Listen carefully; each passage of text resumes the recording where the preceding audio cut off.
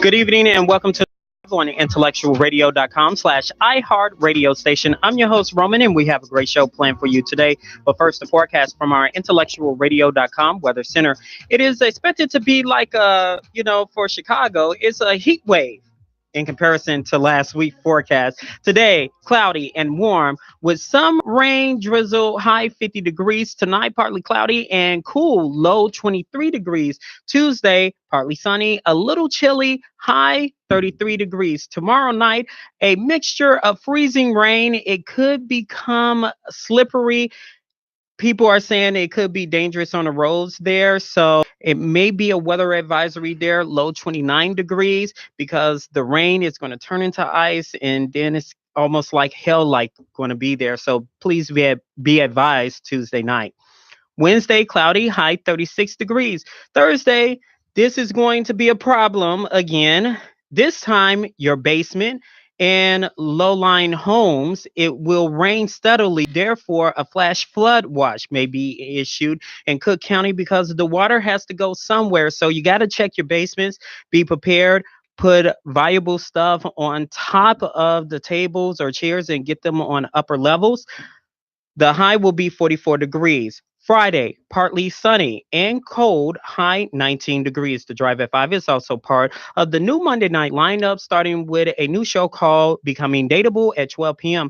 The Great Entrepreneurs at 6 p.m., New Black Leadership at 7 p.m., Dreammakers at 8 p.m., 9 p.m., Chronicles of Rom, and The Raw Checklist at 10 p.m. The Drive at 5 is also part of the fabulous 5 at 5, only on IntellectualRadio.com. The Drive at 5 is sponsored by Joshua Flynn and Associates Insurance. Get your insurance today.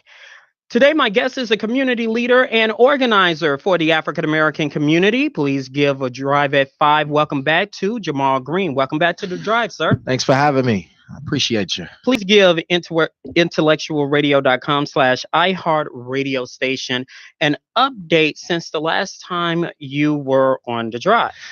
Well, a lot has happened and a lot has transpired. I did withdraw from the mayoral race, basically due to the fact that we were being drained, and we were spending so much money on legal fees. It was very hard to campaign at the same time. So we decided, because it was a crowd of 20 candidates, now it's down to 14, that it would be best to invest our time to unify in this race, support aldermanic candidates for city council, and look at this mission going forward. Well, I'm glad you said that because there are many rumors and speculation regarding you being on the ballot. One rumor said that you didn't have enough signatures. Another rumor said you were running as a write-in candidate. Another rumor and speculation said you made a deal with another candidate to get out the race. What is the truth behind those rumors and speculations? Roman, how you always get the rumors before I get them? So yeah, all of those are untrue. What was the first one? The first one. Was needed. We actually did have enough signatures. Actually, we had a preliminary report that put us over that amount. We never had a hearing. We were never booted. We never had was in front of the board, and they never said that I couldn't be on the ballot. So that never happened. Number two is, no, I did not make any deals with any other candidates in the race.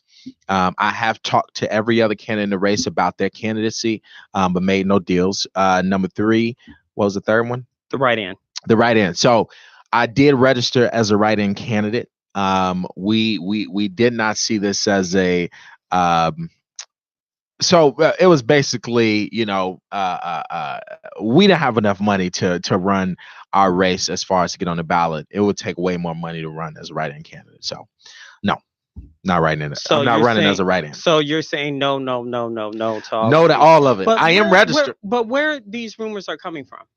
Well, they come from a lot of people that are envious of the work that we've done. We got to look at what we have done in this race and what we have done, what this campaign has done in this mayoral's race, period. We have steered the conversation.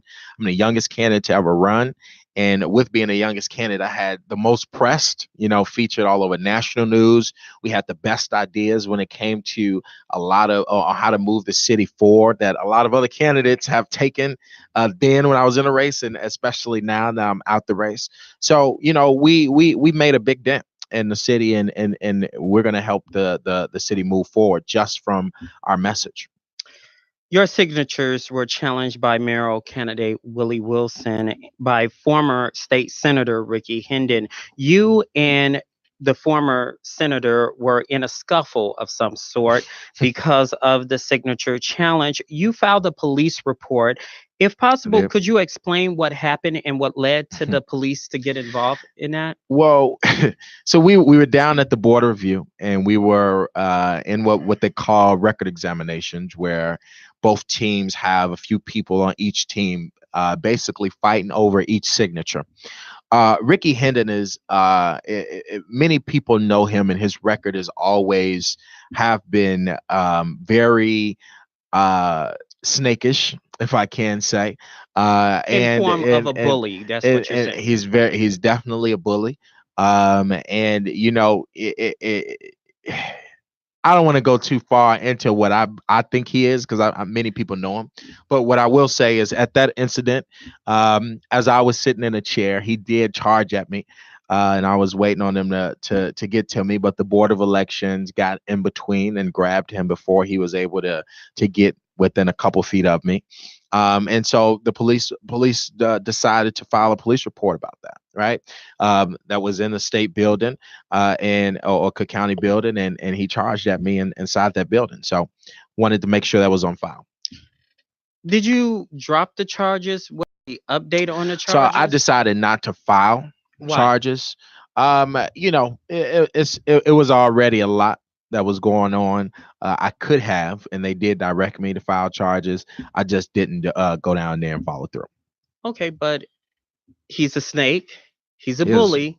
Why you're allowing a person like him to get away? He's still gonna lose. You can fight many other ways. And I have many things in store for Willie Wilson and Ricky Hendon that I won't discuss now. But going through the process of dragging him through court to get a conviction, it just wasn't. I just didn't want to go through it. Also on Facebook, Ricky Hendon said you guys, shook hands and everything was lovey-dovey after that. That's not true? No, it's not true. After we found that we had more signatures than required, we did have a mini conversation, but he pressed on and said that he was going to go through every court to make sure that I wasn't on the ballot. So no, it's not true. Also on Facebook, on your Facebook page, you allege that volunteers as well as staff members have stolen some signature pages, and part of the other mayoral camps was trying to get into your camps. Can you explain that to us? Yeah, I think this mayoral's race is still going on, so I don't want to go too deep into it. Every campaign has infiltrators. Mole? A mole? Yeah. Many, that's what they do, right? That's the name of the game, is try to put somebody who in another squad and try to get some information or try to pull them down in some way. And so I went through the dirty politics of Chicago. This is not, I can't yell and scream and say, oh, J Mall is the only person. Like, no, I went through a lot of hell, but I wasn't the only one that have. It's been dozens and dozens of people who have in the past. So it's gonna be my mission to make sure that things change going forward. And that's all I said. Hell, right? Yeah. Describe the hell, because a lot of aldermen, a lot of people are running for alderman. A lot of people are running for mayor. Describe your hell. So the hell is, there's a system in place that allows incumbents and rich people to drain your time, resources, and your spirit, you know, through going through this gruesome process. And they can challenge you based on any merit, right? They can say they'll go through and shotgun your signatures to get you into a records examination where you got to have people down at the Board of Elections for 11 hours, and their team is bullying your team, and or in regards to even before you get to the process or trying to get those signatures and fight with other campaigns because they got their team members out and your team members out trying to get signatures, and y'all fighting over signatures because only one person can sign a petition. This whole gruesome process is really draining on regular people who don't have the money, manpower, or resources to actually make it all the way through. And so even if you do have that, you know, or have just enough, still at the end of the day, once you get through it, you're going to be you're going to been taking a big enough beating where you don't stand a chance in that race. And that's really the goal of challenging and the whole process. Your fight trying to get on a ballot Mm-hmm. was directly towards the things that's been going on in the city council, correct? Mm-hmm.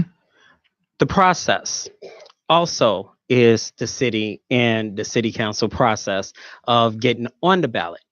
So I asked this question before. It's legislated at the state. Go Right. ahead. Yeah. Why people haven't took that fight to downstate? Why So people one didn't- person did. Who?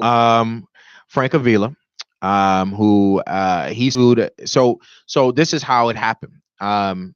Back in '95, it was only 3,000 signatures to run for mayor. The requirements to run for mayor was very like way more lenient than it is today, I'll say. And it was, and Daley said that he wanted to back a referendum, which was Republicans really favored, to make it a primary city. What this actually did, and the Harold Washington Coalition deemed it as a way to protect incumbents. Then on top of that, they said, all right, well, now with this new referendum, is it still 3,000 signatures? What's the signature requirement? 25,000, they said.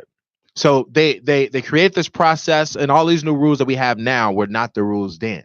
And so Daley and Madigan teamed up to make this process one that protects the machine candidates. So in 2003, Frank Avila filed a lawsuit, and he filed this lawsuit with the merit of this is against the Equal Rights Act. This is not fair. 25,000 signatures, this gruesome process. So Mike Madigan calls Frank Avila and says, listen, I'm going to change it to 12,500. The people that are your plaintiffs in this lawsuit, they'll be able to stay on the ballot. So what Frank Avila did was said, all right, well, it should be lower in this process. Mike Madigan said, take what you can get on out the way. And Frank Avila withdrew his lawsuit, and then they made it 12,500 signatures, but it never got to a judge's gavel. It needs to get there, and it's going to get there. And I'm telling you that for sure.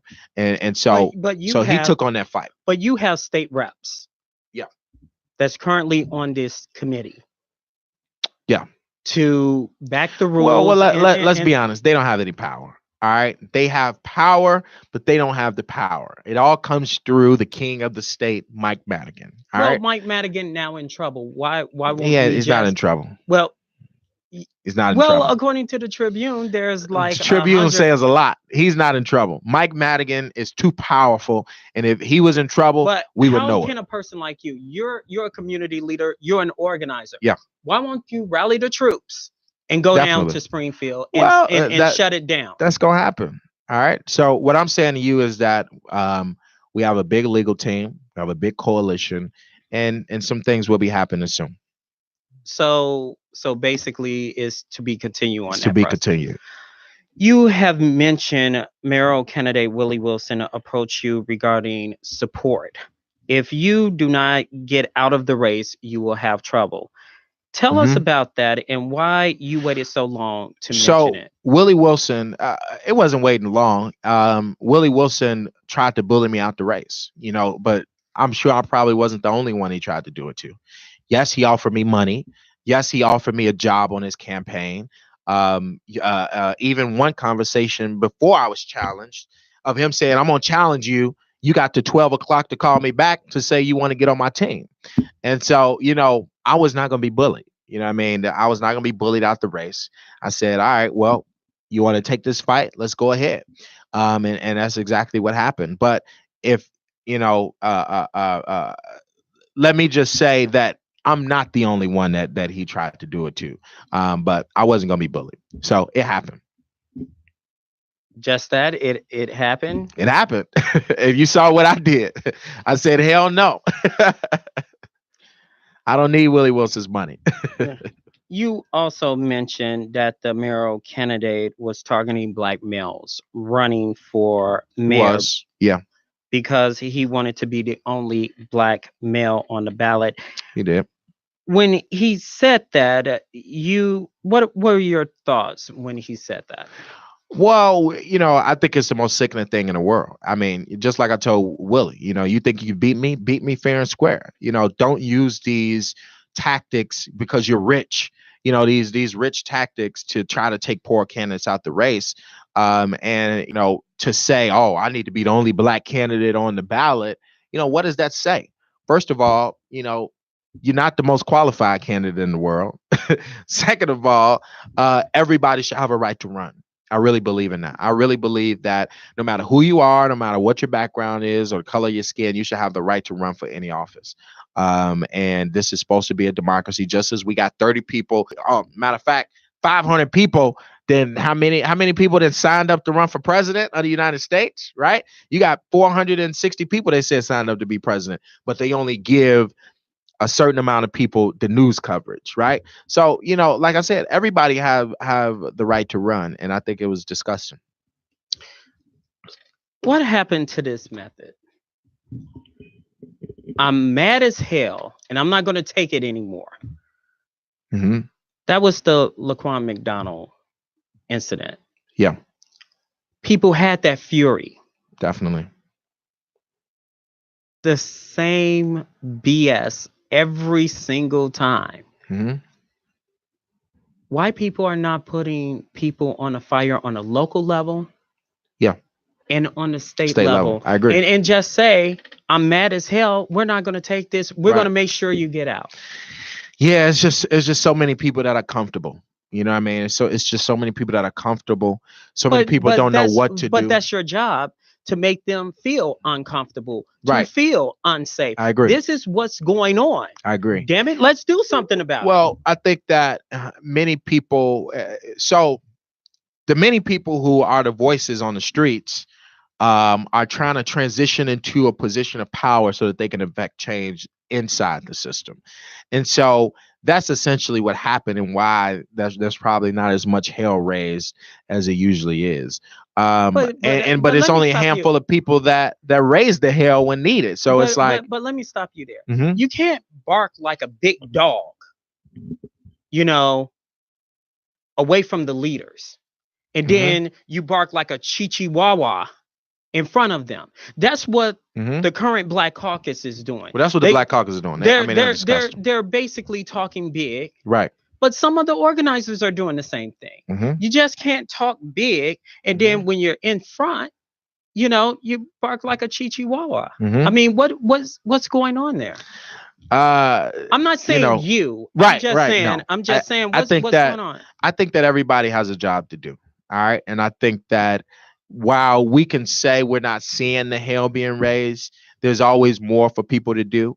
There are many people that are raising that hell. All right. So whether it's behind the scenes, in front of the scenes, in front of the cameras, in front of one camera or not, you know, so we can't, I can't say that there's not being hell raised, because I'm raising hell in my own ways. I think many other people are as well. So we just gotta all be unified around the same mission to try to get try to achieve some of these short-term goals and long-term.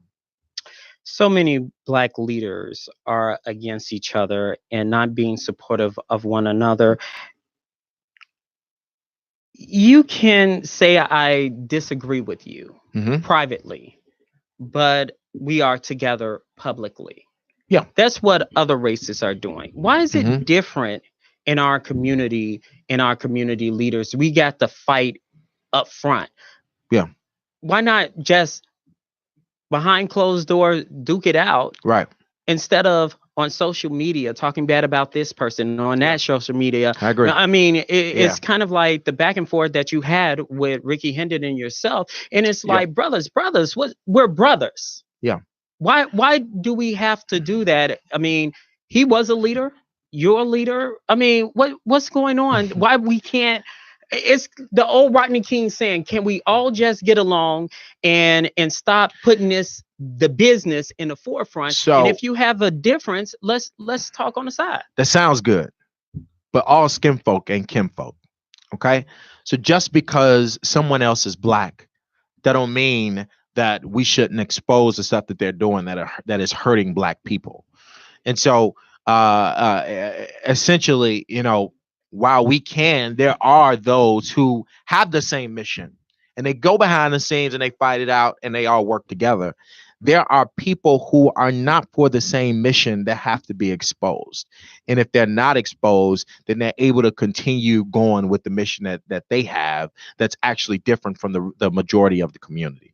So essentially, it's always, oh, you black, y'all need to get it together. Well, no, not if our mission is not the same. Not if his mission is to get money for himself and my mission is to get money for the community. So we have those things have to be exposed, and unfortunately it has to air out the way that it does, but that's the only way for the community to know where that other person stands. So we can always talk about this unity thing. Unity. Oh, we got to unify.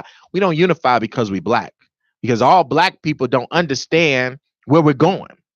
So we must unify with the people that understand what we have to do and the mission and the destination. And we all have to be together. There are going to be outsiders that look like us. That's just the truth. There were outsiders that look like us back then. There's still outsiders that look like us today. That don't mean that we don't expose what they're doing and who they really are. This past weekend, you supported an automatic candidate in the 28th ward who is Hispanic. Why would you support a Hispanic candidate and you have black women who is currently on the ballot as well in the 28th ward, and the ward represents majority black? Can you explain that to us? So, once again, it goes back to my last thing that I said. I think that Miguel is the most progressive candidate in the race. I think that Miguel but can you is define well. I would define it, as well as what I won't speak to is trying to pin the black and the black woman against someone else. Right? There is no way or no reason that I would ever look at a race and say, I have to support a black person. I have to support the woman. That's not fair, because there are many black people and women in leadership and power in this country that I could tell you shouldn't be in power. So essentially, it's about the best person for the job. And I think that I've had a relationship. I've looked at that ward. I've looked at his policies and who he has and what he believes in. I looked at how he campaigns, and we talk about progressive. Of course, it's the progressive policies they want to push for, and the new ideas that he have for the ward. And it wasn't about race or gender to me. I'm supporting many black people and black women in the majority of the races that I'm going to be endorsing. So, he's probably one of the only, probably one or two of the only people that I would support that is non-black. I think he's the best candidate for the race, Miguel Batista, but did you for the do 28th a ward. comparison analysis on his record and the current? Of course, I do a comparison analysis to everyone's record in that ward, and number two is I look at their dedication and how much they wanted as well. Now, Miguel, as well as his wife, they have been working hard. All right, not just for their ward. So when it's time for something else to go on, they're there, right? When Jamal Green needs help, they're there. When somebody else needs help, they're there. So it wasn't about know them. It wasn't even about me knowing them and having that relationship with them. It was about them actually moving, having effort enough to show that they're going to be there when it counts, because that's the type of alderman that we need in that ward. All right. And so but how can you make African Americans feel comfortable being represented by a Hispanic?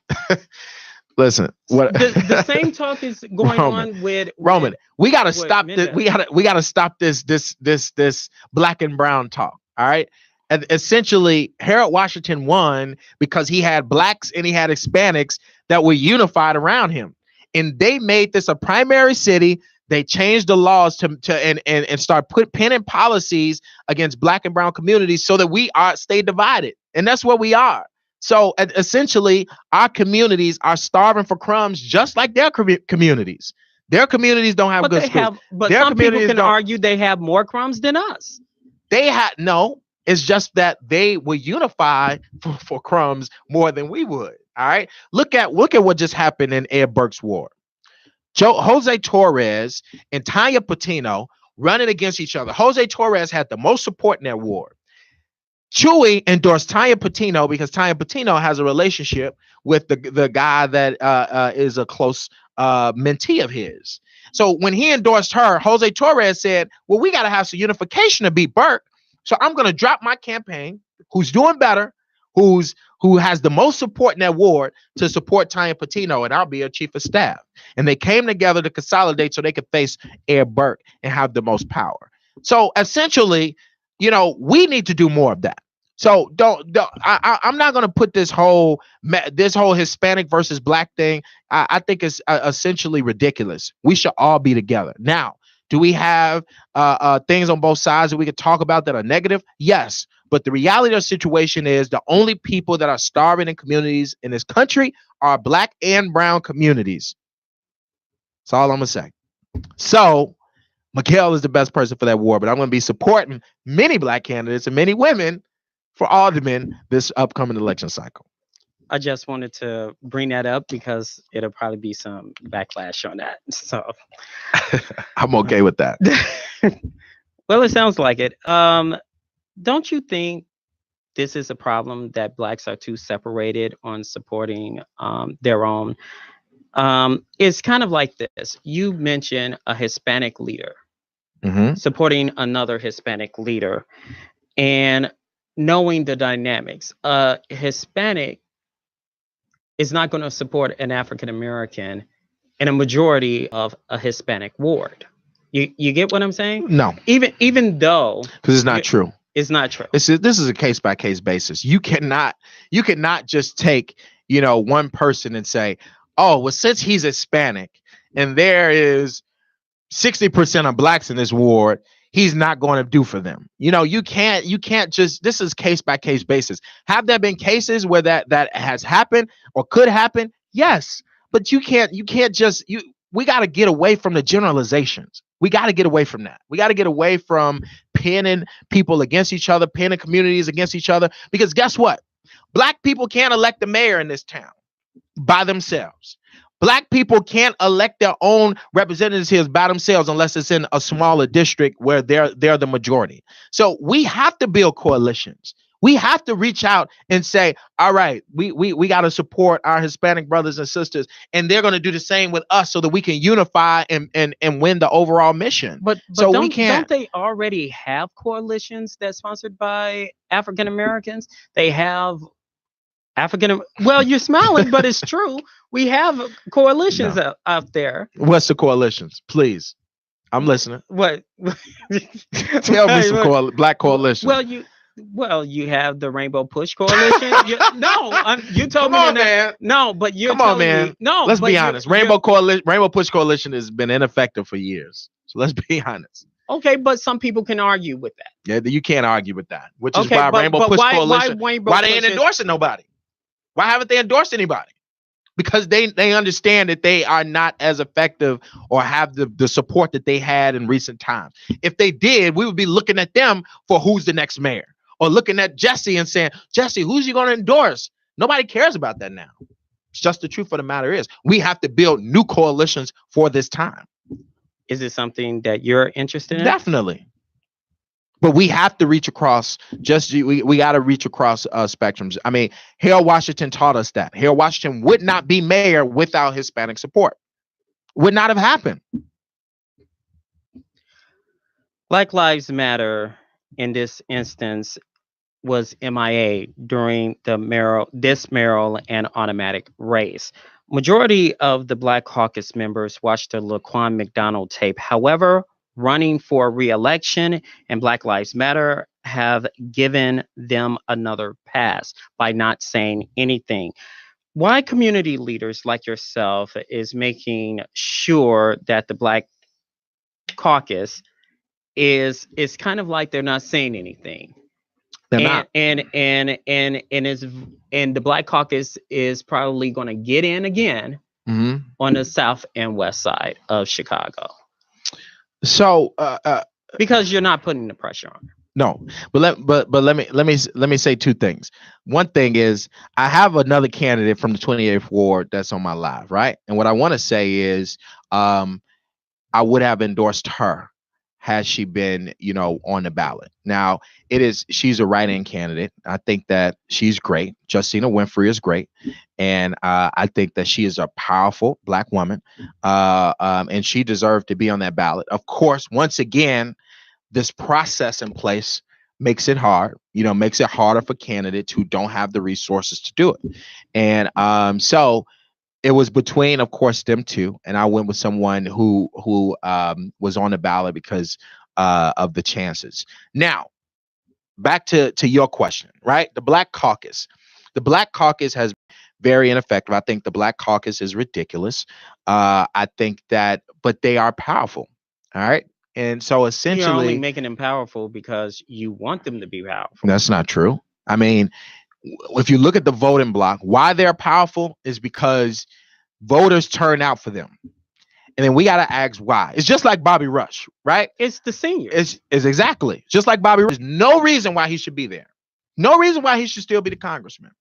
And at the end of the day, the senior citizen community are not looking at what we're looking at. They're not reading the papers and saying, "Oh, look at this scandal." They're not. But as an organizer, you know, and sorry to cut you off, Yeah. but as an organizer, As an organizer, you're supposed to put that and in why? the And what do forefront. you need to do that?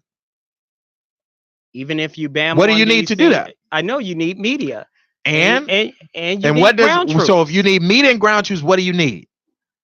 What you do, Facebook, No, you need and money, Roman.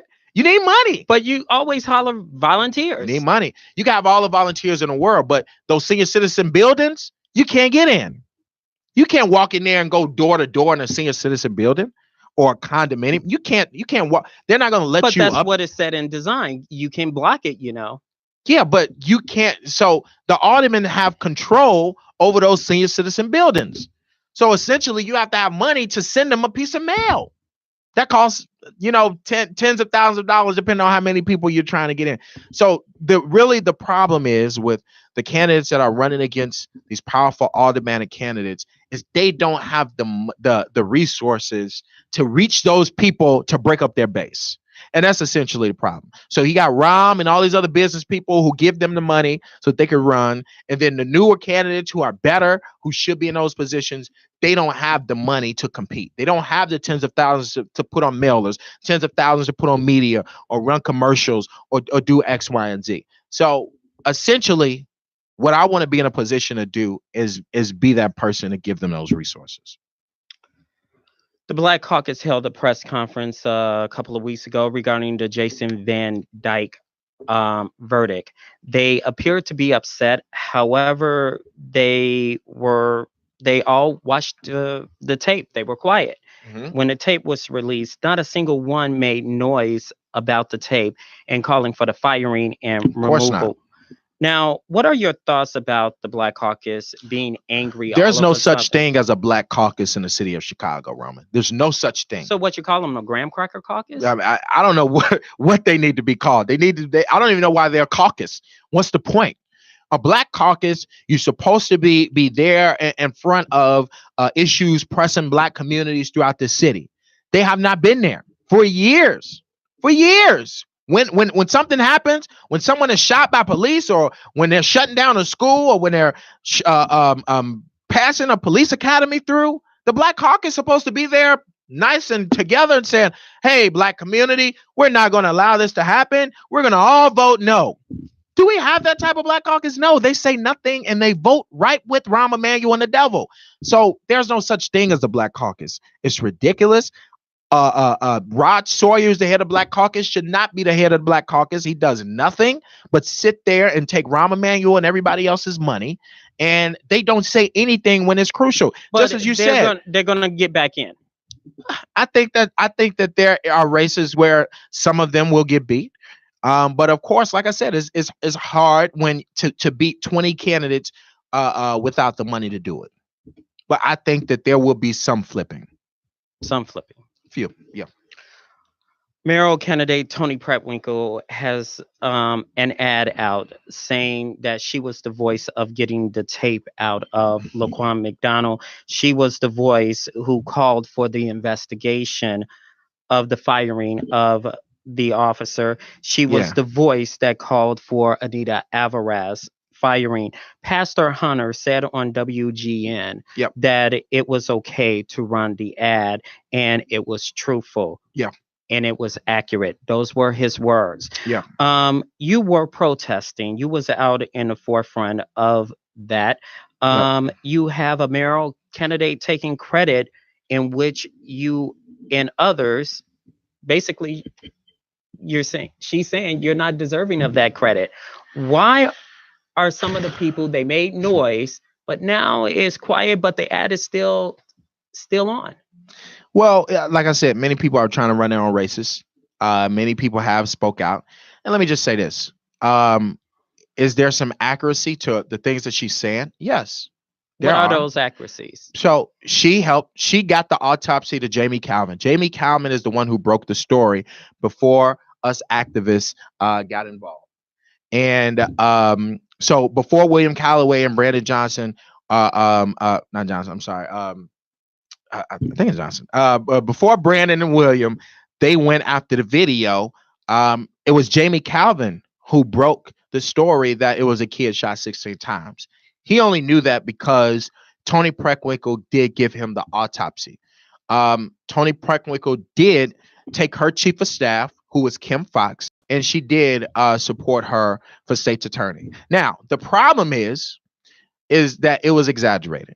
All right. That was our problem. The problem in the activism community was it was exaggerated to act like you were out there fighting with us, basically like they say you wasn't with us shooting in the gym, and so that was the problem. She did have accuracies, and many of us acknowledge that some things that she did were correct, but she was not as vocal when that stuff was happening.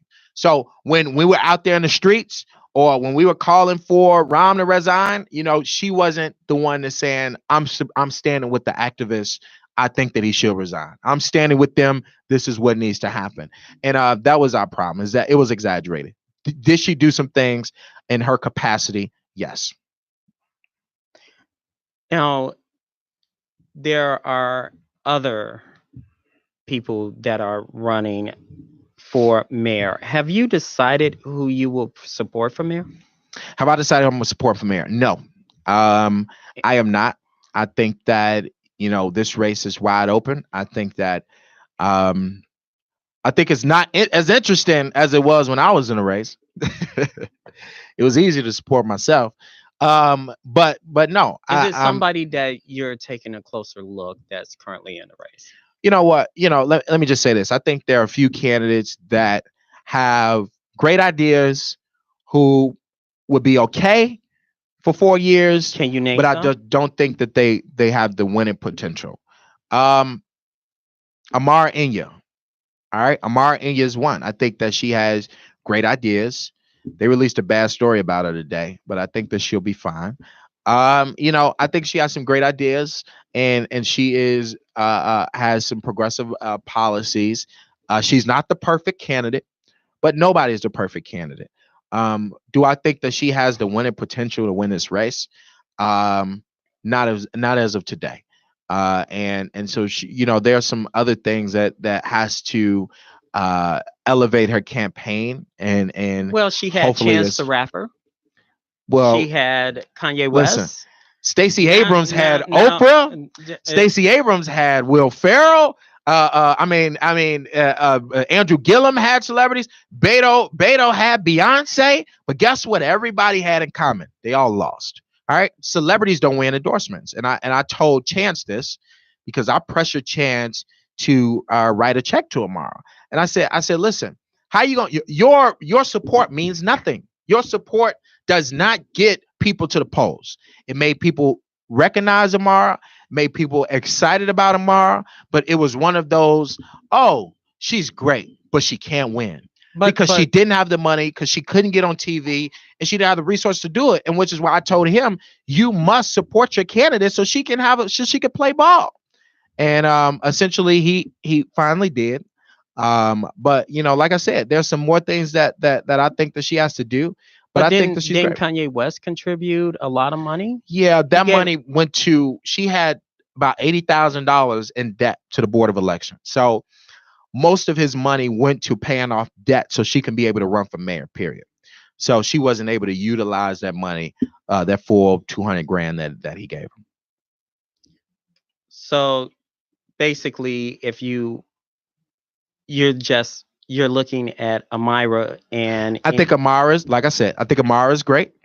I think Paul Vallis has the best plans. Why you think Paul Vallis has the best plan? So I think that, so when there was issues like lead in the water, me and Paul Vallis brought that issue to light, right? When there were issues in regards to what was going on in the city, me and Paul were the only ones moving forward plans to say, this is how you fix it. And so Paul is a problem solver. He is. And I think that his plans are the best. He thinks he knows it all, which I think is a problem. He has some flaws there. He's not a perfect candidate. Once again, nobody's a perfect candidate. But I think that he understands budget. He understands crisis. And he has some great plans. Do I think he has the winning potential? No. I think that Bill Daley, and there's some other people in his way for him to even get up there, nor does he have the fundraising capacity. Glad you mentioned Bill Daley. U.S. Congressman Bobby Rush. Oh, Lord.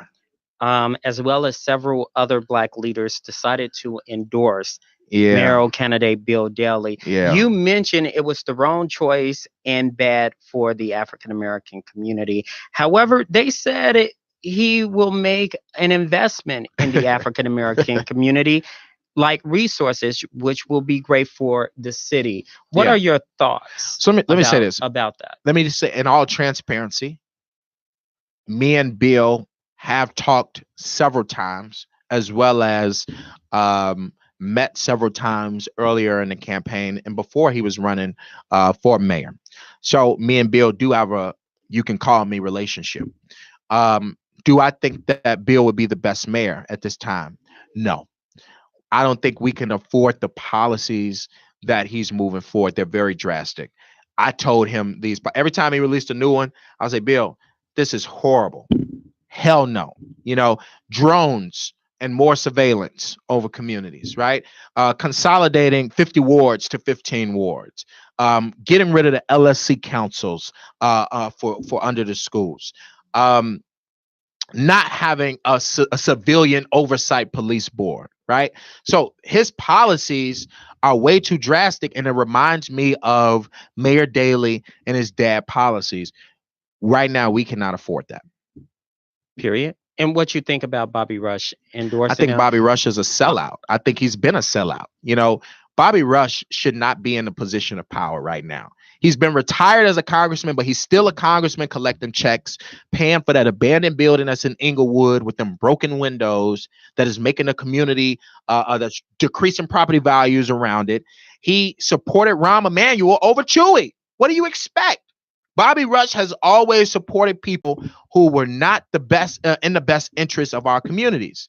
If we had Chewy Garcia going against Rahm Emanuel, who just shut down 50 schools, mental health facilities, X, Y, and Z, Bobby Rush still supported Rahm Emanuel.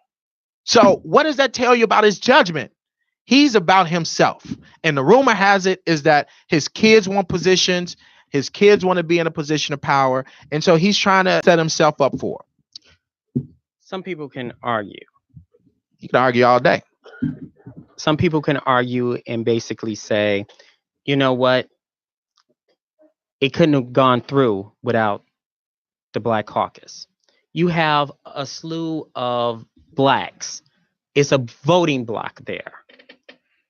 They're over, like, you look voting record after voting, policy after policy, budget after budget, is like 99, close to 100% there. Always. So it's not you. What I'm saying, there's enough blame go around on this. It is. So you just can't say it's Mayor Daley, it's the Black Caucus, because we have a black. Well, a it's not the Black Caucus. It's those who want to pat their pockets and make sure that they can stay in a position of power. The problem that we've had for so long, which millennials are not like, thank God our generation is not like those elder generations. They believe in patting their own pockets. They believe in making sure that they good, making sure that they got campaign donations, making sure that their kids got jobs and nepotism. So that's what they believe. And our generation don't think like that. Our generation is saying, we don't care about the money. We care about the fact that our community is starving and they need resources. And so we're a generation that you can't buy. These politicians, I've seen it. Being in politics, being an activist, I got many secrets and many things that I know about many people that are elders in the generation that sell out. I just ain't put them on blast. But there are many of them that do it. And it's the most sickening thing in the world to me. They go in there, they get their money, they work out their deal, and they come out and they do what they were supposed to do to endorse the devil. And then we get the cost of that. We bear the cost of somebody shutting down our schools and treating us like nothing, or covering up a Laquan murder while y'all good. I mean, that's just the problem, is that mindset, which is why all of them need to go. It's Black History Month, and we are talking about Black leadership. Define what Black leadership means to you and how it should showcase in our community. Let me just say, we don't have Black leadership in this state. We have the most Black leaders in this state than any other state in this country.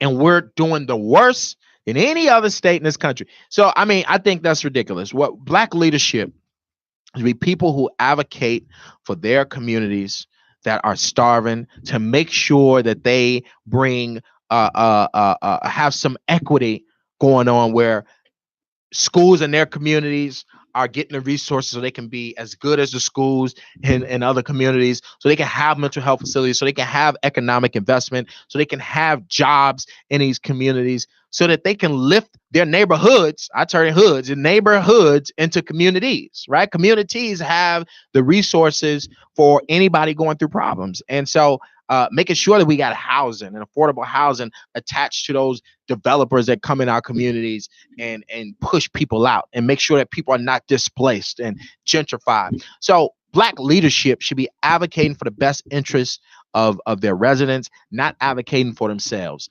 That's what we have not had in Dayton City, and that's what has to change. Willie Wilson. Please don't say his name again. He has a manufacturing plant in Carroll Stream. Yep. And you're talking about jobs and opportunity. Uh-huh. One of the opportunities is to bring something that is outsourced. Okay. To bring it in-source. Yeah. To the community. Mm-hmm. So what you said, a lack of resources can benefit. Okay. So what Willie got to do with that? What I'm saying is, if you're talking about resources, why not put a plant or something like that into the community? Yeah. Let's keep it on the plant. What? No, I'm not saying any endorsement. Yes, what I'm saying I agree. Is basically an organizer, a community leader such as yourself. He has the jobs. Mm-hmm. He can put that and say, we're going to shut it down with Carroll Streams. Carroll Stream will be okay. But let's put it in parts of Inglewood. Willie Wilson wouldn't do that. Why? Because he's about money. Okay. Willie Wilson is not about community. And that's what people are moving forward. When it's an election, he sides with the richest person in each election. He sided with Bruce Rauner, his best friends with him. When it was the presidential election, who did he side with? The richest person in the election, Donald Trump. So when you're talking about the best interest of community, you could just look at the integrity and character. He has kids out here that have kids that are on welfare, that have spoken to their dad 2-3 times in their whole life. So why would I expect for Willie Wilson to care about me when my friends are his kids who he never talked to. Those are my friends who call me all the time. I just ain't put them on live.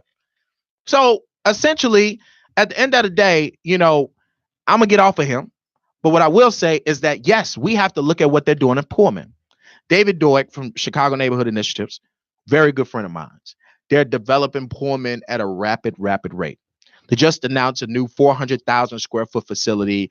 They're bringing industry and manufacturing jobs to Pullman, and that's going to break ground in May. They built that Walmart. They built that Pullman Community Center. They built the Whole Food Distribution Center behind it. They own all that land from 103rd off the E-Way all the way down to 111th and going over. And they're building and bringing jobs right there to Pullman. That needs to be replicated in other areas. You are considered a millennial, correct? I am a millennial. That is passionate about the community. In your opinion, who is that current voice of the Black community? We talked about Jesse Jackson. You laughed. Al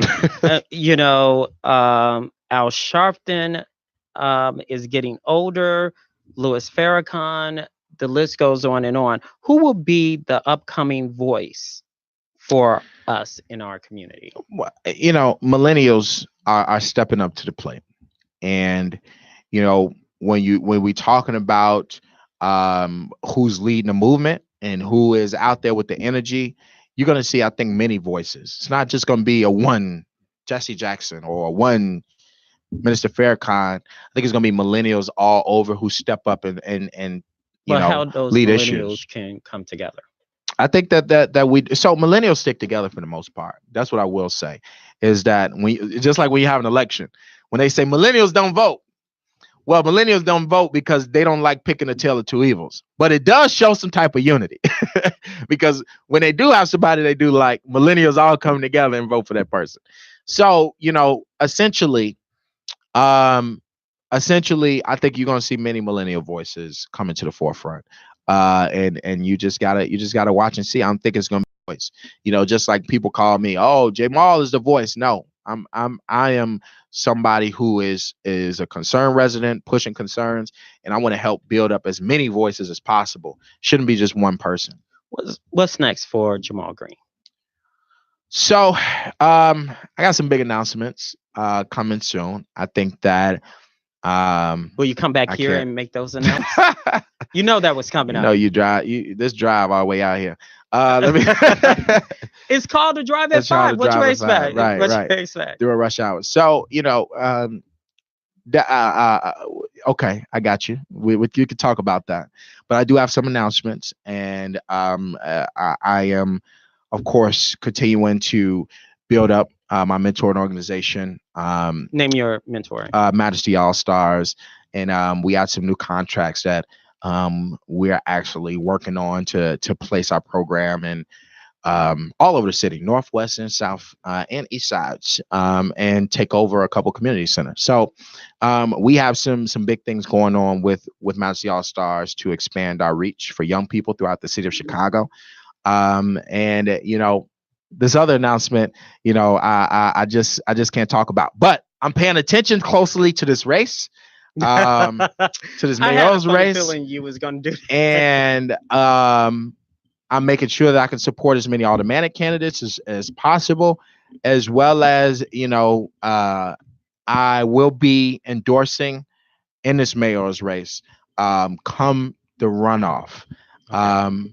Essentially, is not going to be, and this is the reason why, is we have to get out this sit out mode, right? Usually I would sit out this election, honestly, because what's going to end up happening is there are going to be two people in a runoff who are going to be unfavorable.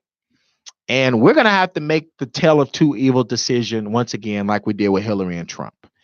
But this local election is important, and we have to make sure that we have somebody that we can take for 4 years, and then we'll take them out in 4 years. So to be continued. Quickly, how they can get a hold of you?